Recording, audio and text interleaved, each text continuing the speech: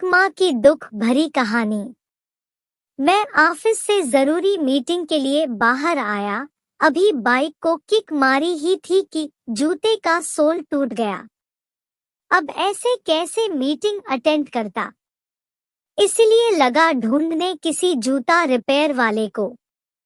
अचानक मेरी नजर सड़क किनारे बैठी बुजुर्ग महिला पर गई, जो कि लगभग 60 साल के आसपास होगी।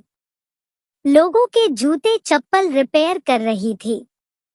पहले मुझे कुछ अच्छा नहीं लगा, फिर जरूरी मीटिंग का ख्याल आया तो उनके पास पहुंच गया।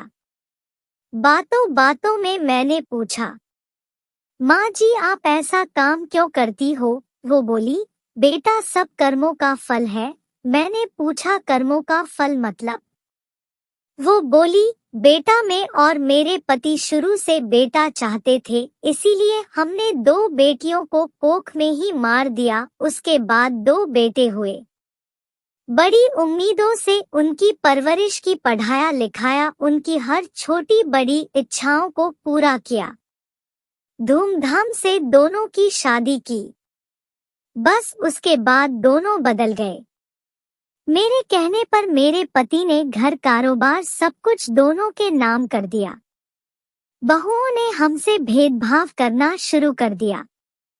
कई बार लड़ाई होती, बदले में हमें भूखे सोना पड़ता। पति ये सब सहन नहीं कर पाए और चल बसे।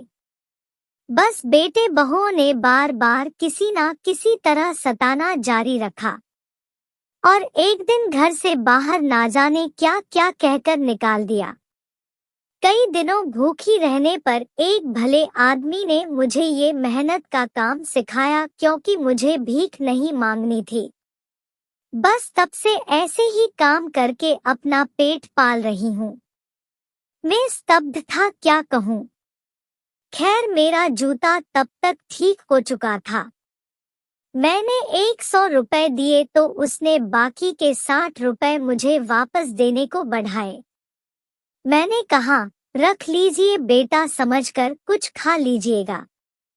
मगर उसने साफ मना कर दिया। बोली, नहीं बेटा, बस अगर कुछ करने की इच्छा रखते हो तो इतना करना, अपने माता पिता को कभी दुखी मत करना और अपने आसपास भी किसी को ये अपराध मत करने देना। कौन जाने कब किसे कैसे ऊपर वाला उसके कर्मों का फल दे दे।